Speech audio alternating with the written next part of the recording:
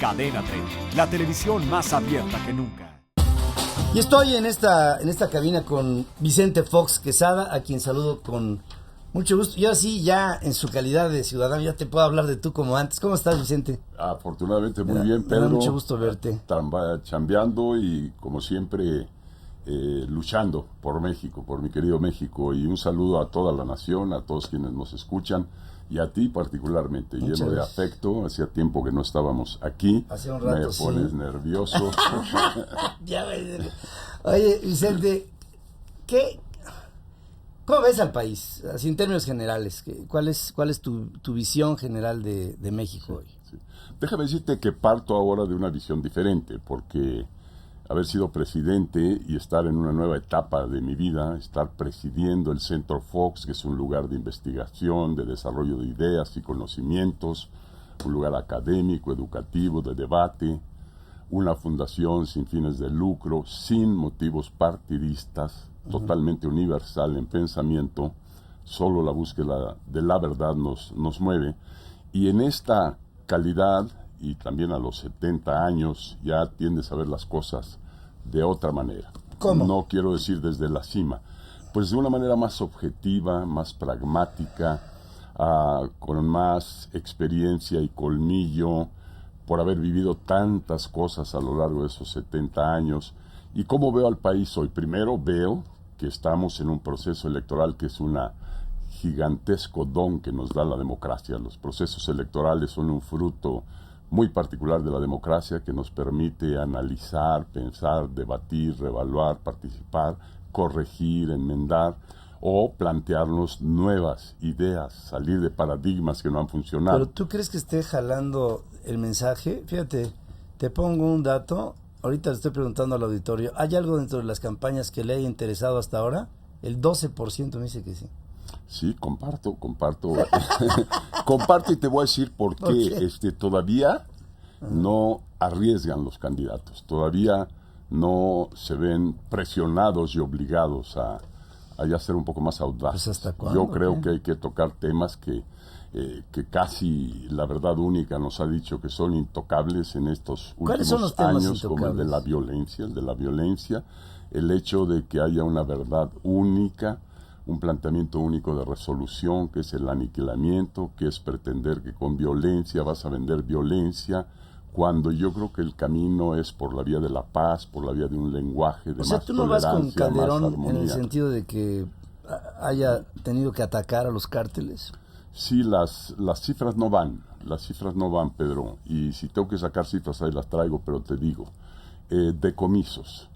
Los decomisos, o sea, evitar que la droga se produzca y llegue al mercado, ha reducido considerablemente estos últimos 6 años comparados con los 6 anteriores. Número de presos en la cárcel. En mi administración terminamos con 210,000 aprox. Hoy hay 220,000 pasaditos, o sea, hay un 10% más de presos en las cárceles cuando hemos pasado sobre 60,000 cadáveres. El consumo de drogas. El consumo de drogas ha subido de manera importante en la marihuana y mucho más importante en la cocaína. Entonces, ¿qué contabilización hubo de cadáveres con tu administración? 2,000 en el último año, y yo lo tomé en 1,600, último año de Cedillo. Entonces 1,600, 2,000 a 20,000. El salto ha sido gigantesco. Yo creo que el mundo ya está consciente de que la guerra en contra de las drogas que convocó el presidente Nixon hace 50 años ha sido un fracaso absoluto y total, porque lejos de controlar el fenómeno, el consumo de drogas, la producción de drogas ha subido exponencialmente a lo largo de estos años. El caso de México es diferente, porque en realidad aquí la guerra no es contra el consumo de drogas, ni siquiera somos un país que consume de manera importante drogas. Aunque ha escalado muchísimo últimamente. Sí, ¿no? pero tú ves cifras y comparados con Estados Unidos no somos ni el 1% per cápita del consumo de ellos. Entonces la lucha, la guerra en contra de las drogas se debe de dar en Estados Unidos. Y la lucha en contra del crimen, la corrupción, la está dando México, con mucha fortaleza y mucho y mucho compromiso, pero en realidad, ¿para quién? ¿Para quién lo estamos haciendo? Porque aquí ni producimos drogas ni consumimos drogas. Afuera, el imperio le gusta llevar las guerras fuera, le gusta llevarlas a Laos, a Vietnam, a Afganistán, a Irak, a todos lados, y que no sean en su territorio.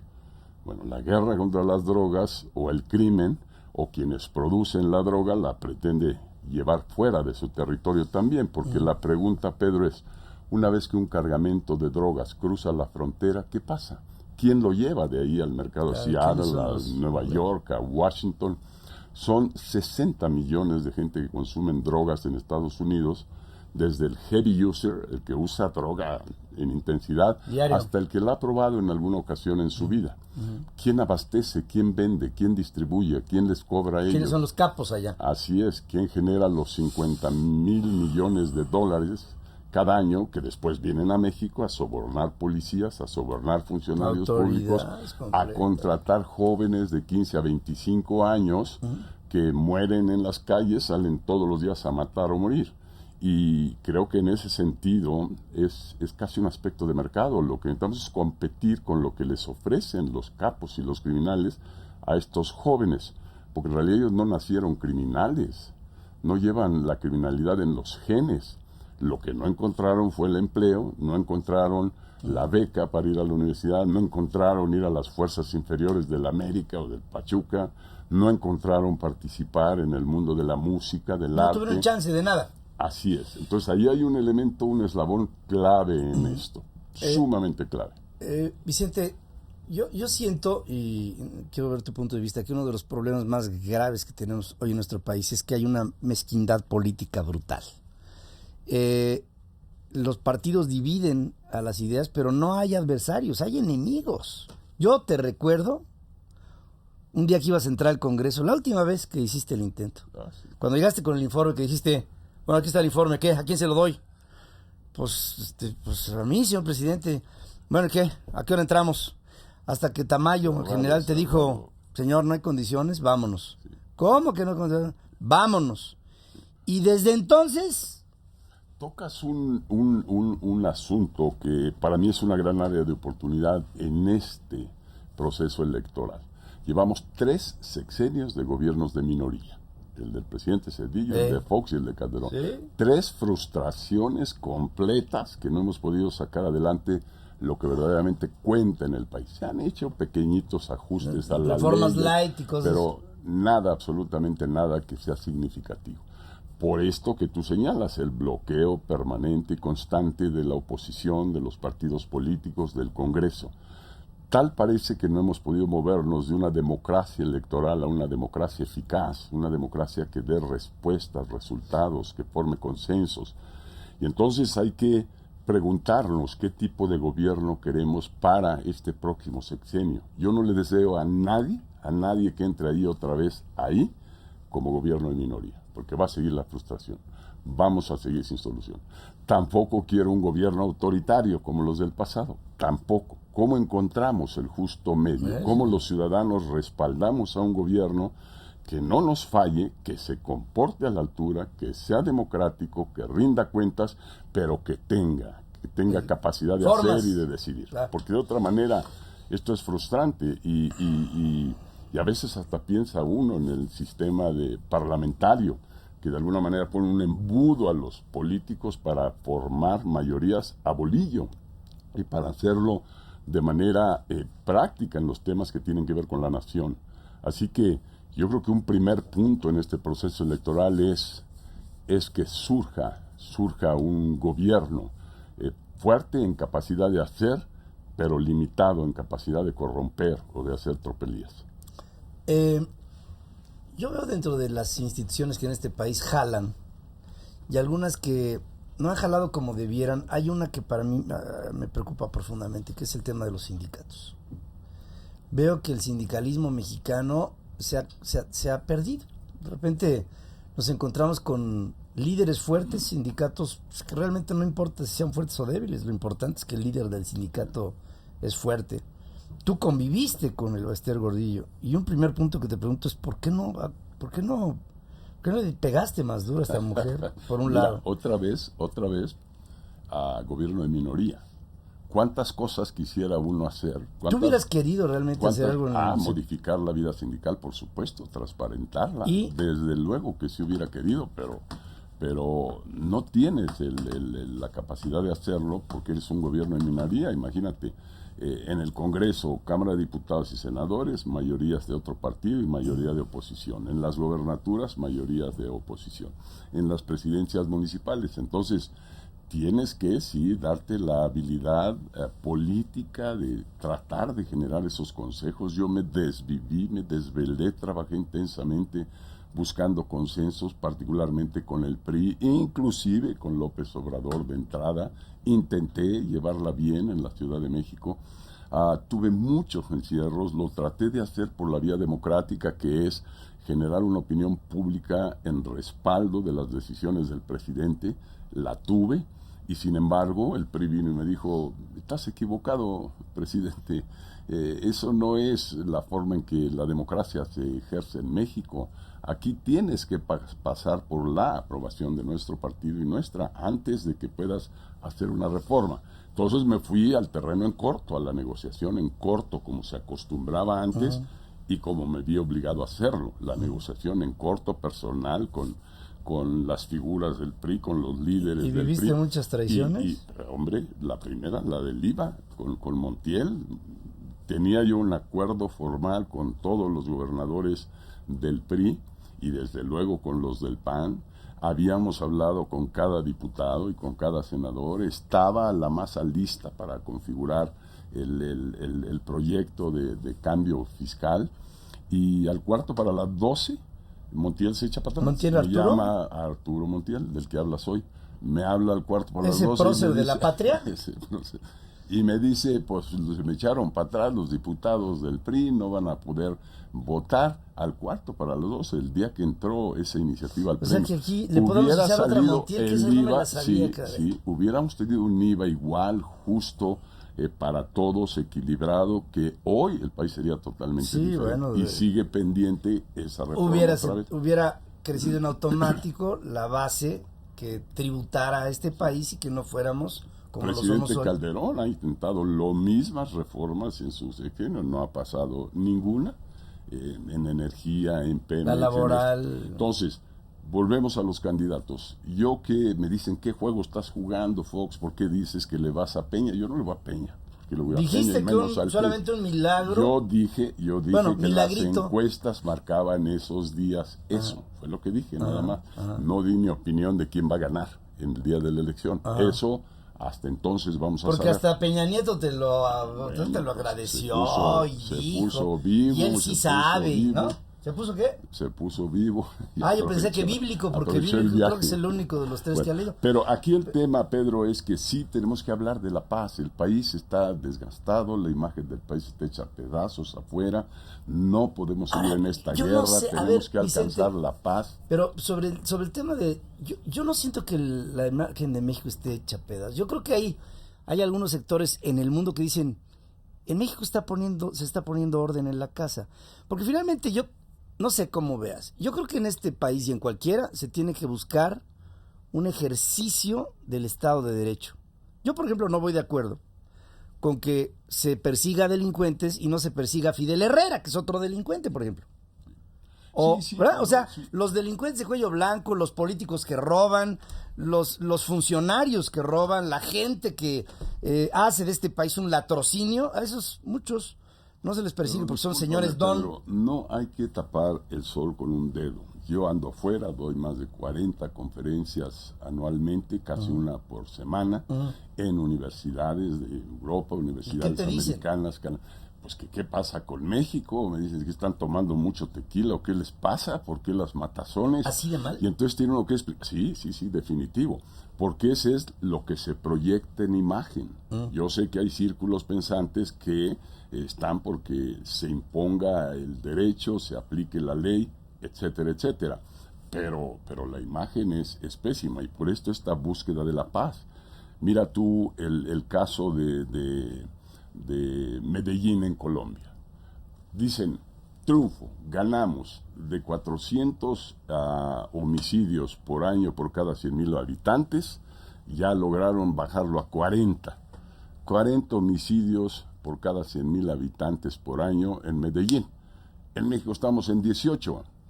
Entonces, los homicidios van a seguir, el crimen va a seguir. En Estados Unidos la droga circula libremente. En Estados Unidos es un crimen fumar marihuana.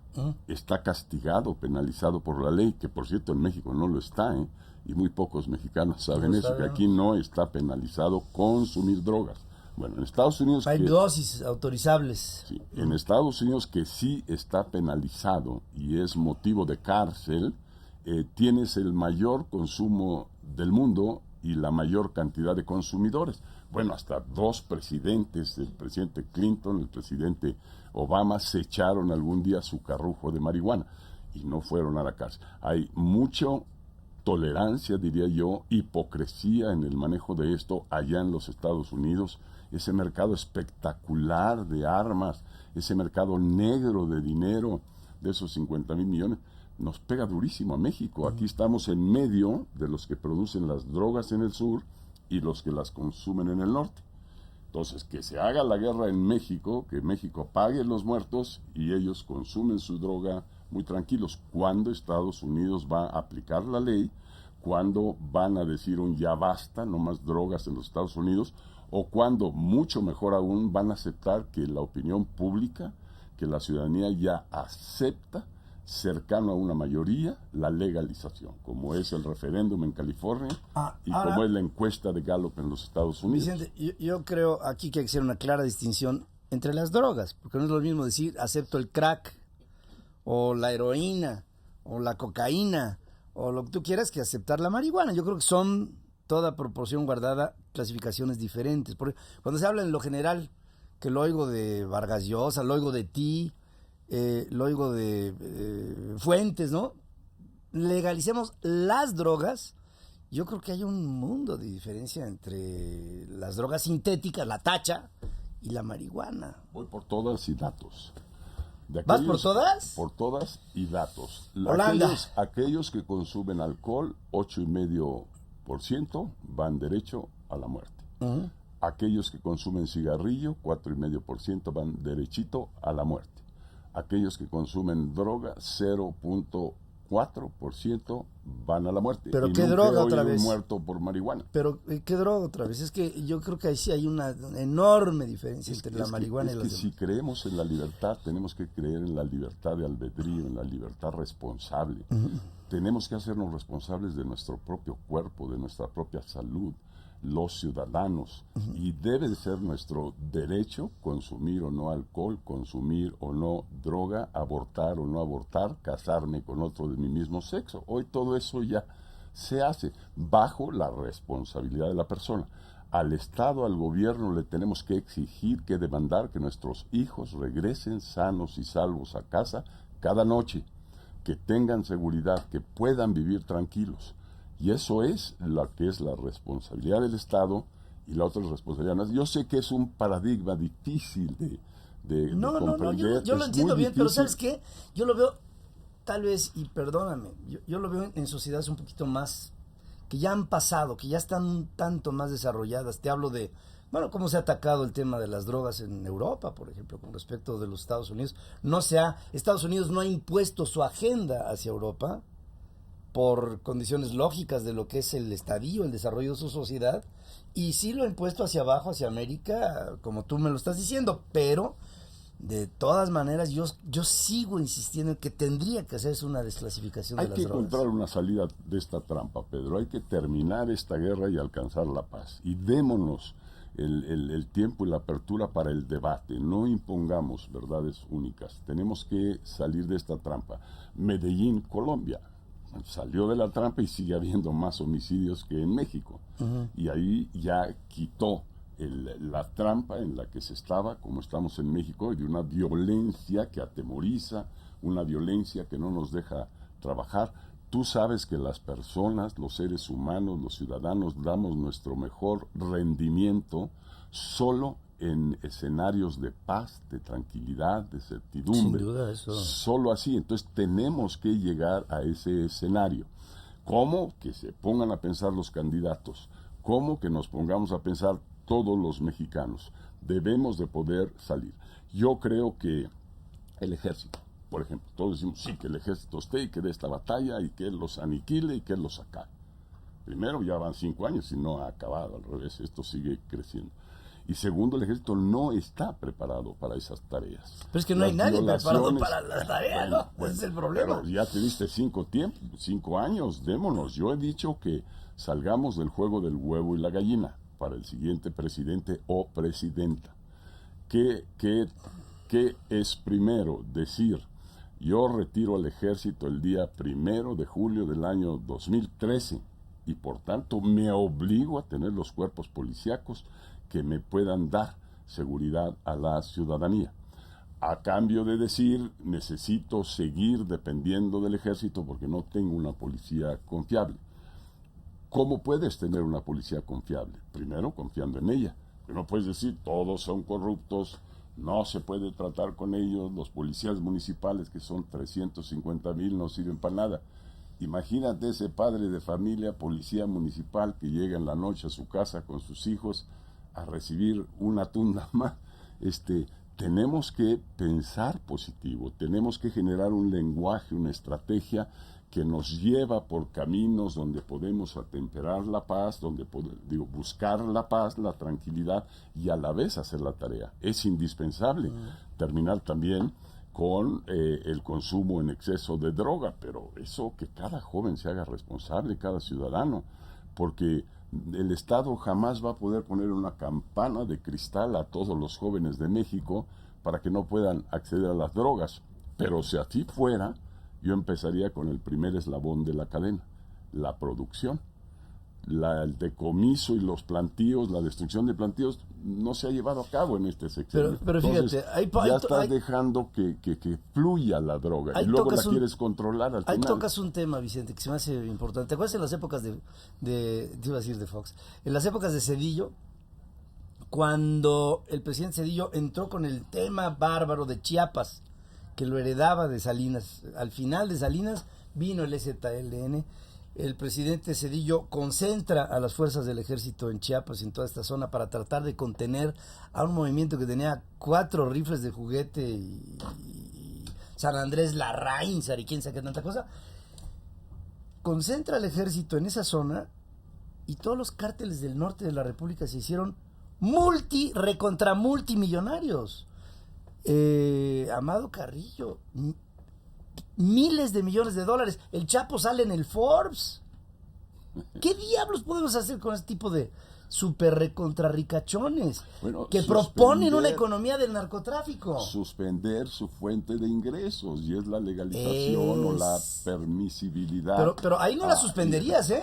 Lo que es acabar con un mercado negro. Eso sí. El dinero del Chapo no viene de lo que hizo Marcos, viene de los 50,000 millones de dólares que se venden de drogas. No, pero también viene de que lo dejaron solo.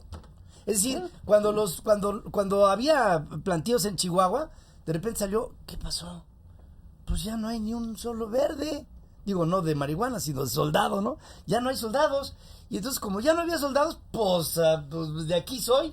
Oye, se hicieron multimillonarios. El cártel del Golfo se hizo multimillonario. Y tú sabes, Sinaloa se hizo multimillonario. Supongo que estás bien en conocimiento de César Gaviria. Que él, cuando viene el tema de los extraditables y él saca para afuera a los grandes capos, los manda a la justicia americana. Eso fue un calambre para los grandes capos. Entonces, posteriormente dijo, no quieres ya que te extradite, sométete a la justicia colombiana, le dijo a los grandes capos colombianos. Y le digo, si tú te sometes a la justicia colombiana, inclusive te vamos a respetar tus bienes. Digo esto porque luego se dice que no se negocia. Bueno, en Estados Unidos negocian, le pagan a los criminales por que se vuelvan soplones, y eso es una negociación, y en México lo hacemos también. Hay caminos alternos para llegar a la paz. Yo ya cité varios, no digo que yo tenga la razón, yo ya cité. Si tú retiras al ejército de las calles, yo estoy seguro que es un mensaje que es un mensaje en sí mismo. Y dices, ¿vas a dejar suelto a los criminales? No, ni más. Voy a hacer acciones policíacas de inteligencia, voy a cuidar a mis jóvenes, voy a buscar oportunidades para ellos. O sea, combinas estrategias. Sí.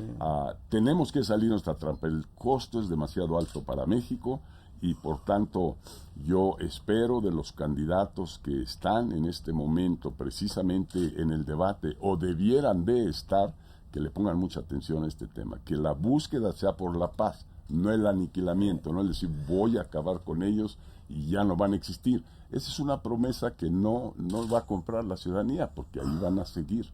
Y nuestros jóvenes, prohibida o no prohibida, van a seguir consumiendo aquellos que no tienen respeto de sí mismos, aquellos que no les informamos y les educamos. Ve las campañas contra el cigarrillo. Debíamos de estar haciendo esas campañas contra la droga. Sí, mira, tienes toda la razón. Cualquier campaña que haya en contra de aquello que le dañe a un ser humano es viable y tendría que hacerse. Pero no se me olvida, Vicente, cuando aquí en Los Pinos, donde tú viviste, hubo un señor que protegió al narcotráfico y se llamaba Raúl Salinas de Gortari. Y que protegió al Señor de los Cielos y a Juan García Ábrego y a toda esta gente. Y no se me olvida tampoco el que hay gobernadores hoy, ahorita, como dices tú, hoy, que son parte del narcotráfico. Sí, pero otra vez los extremos, yo digo. Pero son extremos que se dan en Tú México. le has escuchado al presidente Obama, se acabó, jóvenes americanos, no más droga, en este país no circulará un carrujo más de marihuana. ¿Lo has escuchado? No. Mira, hubo una campaña que estableció, echó Clinton. Clinton se aventó una campaña de varios miles de millones de dólares para abatir el consumo de drogas en los Estados Unidos, por ejemplo.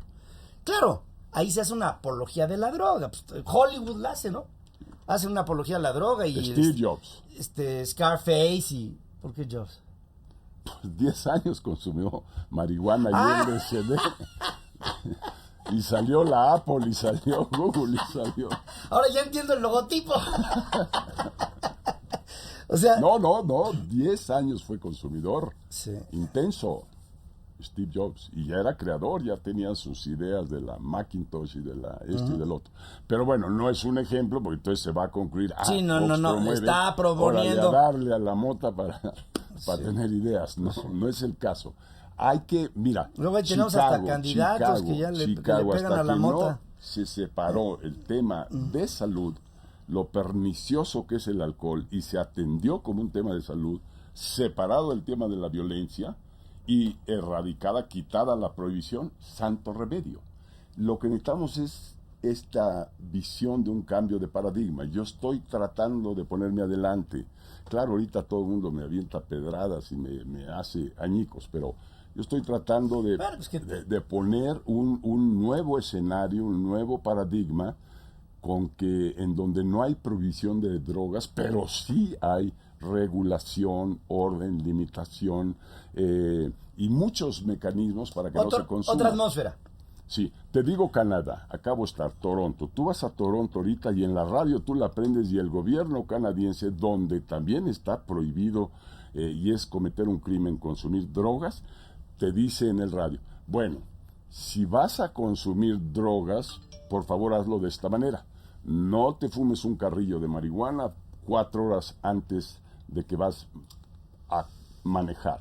Si estás manejando, no fumes marihuana. No fumes marihuana si tienes menos de 21 años. No fumes marihuana en esta y estas otras cosas. Bueno, se acepta ya que esto es tan real que ahora lo que hay que hacer es regularlo. Y es el nuevo paradigma, porque con el cigarro vamos ganando la batalla. Sin embargo, aquel que quiere matarse, pues se mata. Pues sí. Cambios, o sea, entiendo y creo que hiciste el punto. ¿Qué pasa con el PAN? ¿Qué pasa con el PAN? Y no te hablo de la panadería. El PAN es mi partido, soy panista. Pero panista yo los veo enfrentados y los veo que todavía no se ponen de acuerdo y que no impulsan. Y quizá mis advertencias o mis malos dichos, que se han inclusive interpretado de maneras diferentes, no llevaban otra intención que despierta, amigo, despierta. Ya estamos a 3 años de la elección, estamos a 2 años de la elección. ¿Consideras que ya despertaron? A ver, si tú quieres ganar la carrera de la milla de los 100 metros, tú te preparas, maestro, te preparas con mucho tiempo de anticipación, formas tus equipos, entrenas, te capacitas, haces estrategia, desarrollas tu cuerpo, adquieres fortaleza, todo, para que llegado el examen final, llegada la gran carrera, tú ahí compitas bien. Entonces, hay muchas cosas que muchos hemos dicho del PAN. Yo no estoy contra el PAN, es mi partido que quiero enormemente. Pero hoy soy presidente de una fundación sin fines de lucro. Pero fuiste presidente de la República. O sea, ¿qué opinas? Por ejemplo, tú, cuando venía la sucesión después de ti, tú apoyaste a Santiago Krill en tu corazoncito, como dices que tú debes tener un pues corazón. Muy encerradito, pero ahora, creo que ya me quedó esa etiqueta. Está bien. Pero ¿sí o no? No. La verdad. No, apoyé a Calderón, apoyé a... No, bueno, pero tu idea de sucesión... todos los que aspiraban. Tu idea de sucesión era Krill. Y Calderón, pues, lo corriste de la Secretaría de Energía. ¿Para qué hablamos de eso? Renunció. Está bien, como quieras. Calderón llega y gana. Y ahora Calderón hizo lo mismo con Cordero. Ganaremos el gobierno sin perder el partido. Como diciendo el otro, sí perdió al partido, yo. Hoy digo, estamos a punto de perder al partido y perder al gobierno. Oye, ¿qué pasa si entra el PRI? ¿Qué pasa si gobierna el PRI? Ay, Dios mío, mira, primero, hoy tenemos una democracia. Imperfecta, pero tenemos una democracia que no teníamos en los viejos tiempos del PRI. Sí. Ya no cabe un gobierno autoritario. Tenemos un Congreso de la Unión que eso es lo que pensamos. No va a ser mañana que llegue un güey y nos... Un poder judicial que también ya actúa e interviene. Tenemos el poder ya mucho más distribuido, no solo hacia los ciudadanos, sino hacia los gobernadores y presidentes municipales, quizá en exceso. Entonces, hoy ya un presidente todopoderoso ya no cabe en nuestra democracia. Primer asunto. Segundo asunto, participemos. Tú traes campañas muy sólidas, haciendo cosas buenas para México, planteando plurinominales no nos pelan en el Congreso. Sí, pues no te pelan, pero sigue. No me pelan a mí, no pelan a más de 5 millones de personas, pero en fin, es que eso, tenemos que seguir perfeccionando nuestra democracia, tenemos que hacerle una democracia útil. Y tenemos 3 cosas que resolver, Pedro, y yo sé que aquí se puede argumentar ideologías. Hoy ya las ideologías son cosas del pasado, ya no existen, que la derecha, que la izquierda, que la ultraderecha, que los tal y cuales. En Asia y en los países exitosos ya la ideología quedó atrás, es pragmatismo puro. Y el pragmatismo puro me dice a mí, y lo comparto con quienes me escuchan, que o hacemos una reforma en energía y abrimos la inversión privada, o el país se va a la deriva. Número 2, hacemos una reforma fiscal, modificando el IVA, haciendo un IVA para todos los productos y para todos los ciudadanos por igual, salvo aquellos que tenemos que proteger.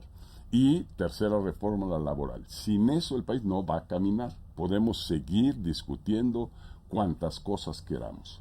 Si no hacemos una reforma fiscal, no vamos a tener la educación de calidad que queremos, no vamos a tener las universidades y los espacios universitarios, no vamos a tener la infraestructura, no vamos a tener los empleos, no vamos a tener nada porque no estamos invirtiendo suficiente en nuestro país. Es verdaderamente deprimente lo que invertimos los mexicanos en nuestro país. 11% del Producto Interno Bruto es lo que pagamos de impuestos. Brasil, que ha hecho la hombrada de salir adelante, ya rebasó 30%, es su ingreso fiscal de su Producto Interno Bruto. Inversión extranjera directa, porque todo se vuelve virtuoso. En mi sexenio todavía, la inversión extranjera directa, por cada dólar que llegaba a México, 70 centavos a Brasil. Hoy, por cada dólar que llega a México, $1.80 van a Brasil. Entonces, tenemos que recuperar, tenemos que cerrar esta brecha. A veces nos conformamos mucho con lo que tenemos aquí dentro, pero dejamos de ver a los lados aquellos que van caminando más a prisa. Economía brasileira, 25% más pequeña que la de México en mi sexenio. Hoy la economía brasileira es más de 50% más grande que la de México. Petrobras, un éxito mundial inusitado, la petrolera brasileira. Después de la hombrada de Cardoso, que se fajó, aguantó la gente en las calles, las manifestaciones, la crítica, pero colocó el 35% de Pemex en el mercado, de Petrobras. Hoy ve el fenómeno de Petrobras. Bueno, ya no le vemos ni el polvo a una empresa que antes iba atrás de Pemex. Es que mira, seguimos viendo al futuro de México con la mirada puesta en el pasado, me da la impresión, y no es una frase bonita, es una frase real.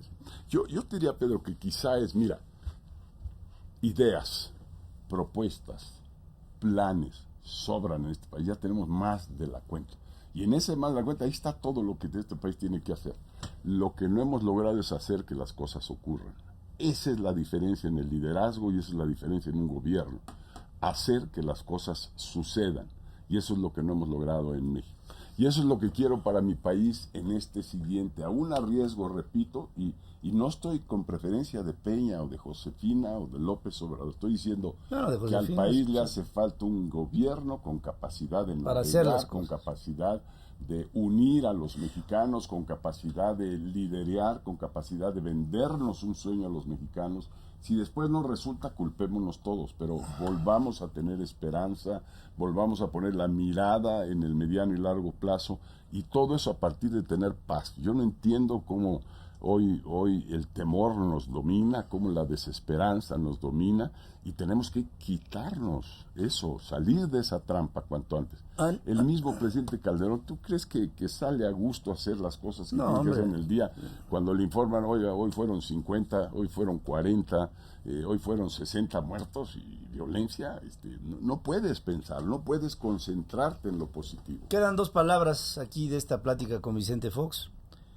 Una es paz, la otra es unidad. Sobre la primera, yo creo que a nadie le gusta un esquema de guerra. Sobre la segunda, que es así, depende mucho de cada uno de nosotros. Yo creo que le falta unidad en México. Profundamente nos falta unidad.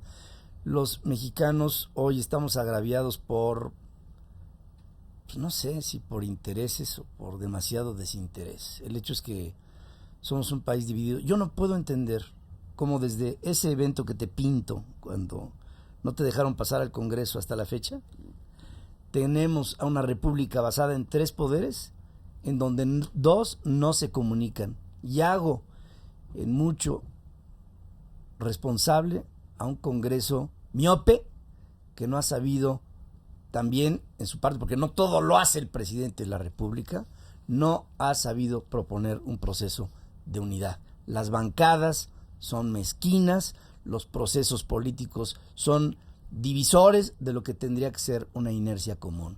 No la tenemos. ¿Quién sabe, Pedro? Dejo una duda. Si este proceso que estamos diciendo está amorfo, está insabor o está incoloro, a la mera hora es el que nos va a llevar a la unidad. Ojalá. Y a la mera nos va a llevar a una presidenta, un presidente que realmente invite a sus oponentes a compartir el gobierno, como hizo Abraham Lincoln hace tantos años. Él sumó a su gabinete a los 3 que compitieron con él en los otros 3 partidos y logró la unidad. Entonces, si desde la propia campaña estamos creando conflicto, estamos acusando, estamos filtrando notas, estamos solo en eso, solo en decir, ese no llega, yo soy en lugar de estar hablando de ideas, estar hablando ya de cómo le hacemos para que las ideas buenas tengan mayoría y tengan respaldo ciudadano. No necesitamos nuevas ideas, ya qué más puedes decir si ya lo hemos dicho, reforma fiscal, reforma energía, todo.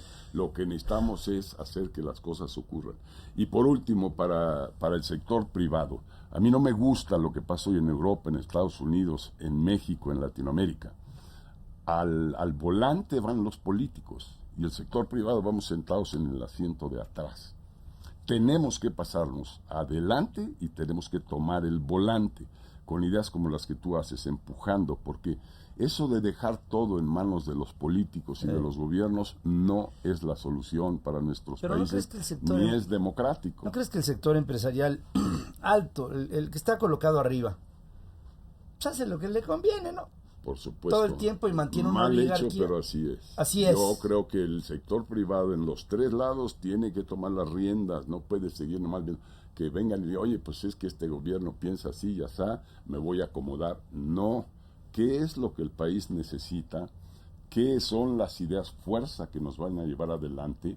Y entonces sumarnos esas ideas, provocarlas, que es lo que hacemos en Centro Fox. Claro. Todo el Comprometerse. día. Falta compromiso. Traemos un estudio que vamos a presentar que es México 2020. ¿Qué ideas fuerza nos llevan al éxito para el año 2020? Número 2, tenemos uno para adultos mayores en edad de retiro que no tienen ni dónde caerse muertos, para que los gobiernos se preocupen por generar políticas públicas para atender a quien trabajó toda su vida. Traemos uno para la migración. Y para enmendar errores del pasado. Bueno, a ver, califícame antes de que te vayas. ¿A ti? Sí, justo. A mí, Sí, a los medios de comunicación.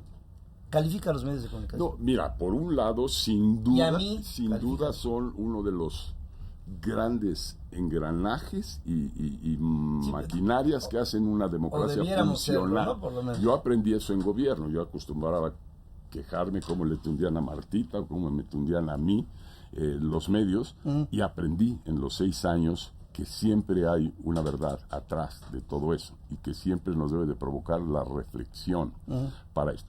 Ahora, de eso a algunos medios que sí o van con la cargada o tienen interés muy particular en algo, eso sí no debía de ser, porque al final es un engaño. Pero bienvenida a la crítica, bienvenida a la libertad, decía Benjamin Franklin. Aquella persona que cede 1 milímetro de libertad en aras de alcanzar tranquilidad, en aras de alcanzar estabilidad y paz, si cedes libertad, te quedarás sin libertad y sin paz y sin tranquilidad. Entonces la libertad es algo sagrado que debe de ejercerse a plenitud y que jamás debemos ser tolerantes con esto. De 0 a 10 la prensa. Por eso yo no quiero el ejército en las calles, porque me están quitando libertad de tránsito. Claro. Por eso no quiero que me estén interviniendo mi Nextel o mi teléfono, ni que me obliguen a registrarlo. Pero tampoco salgas a la calle y te libertad. secuestren, ¿verdad? Es la peor pérdida de libertad. Es así.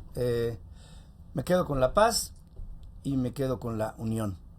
A este país le hace falta una dosis enorme de las dos cosas.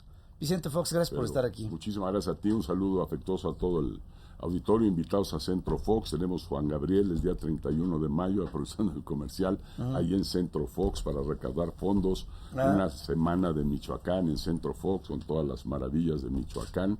Ahí, como hemos hecho otros eventos, así que ahí tienen su casa y hay buen mole, hay buen tequila, hay buen pensamiento, hay libertad absoluta de opinar y de decir. Muy bien, pues ahí está este hombre, Vicente Fox Quesada. Hay que escuchar las cosas que dice Vicente.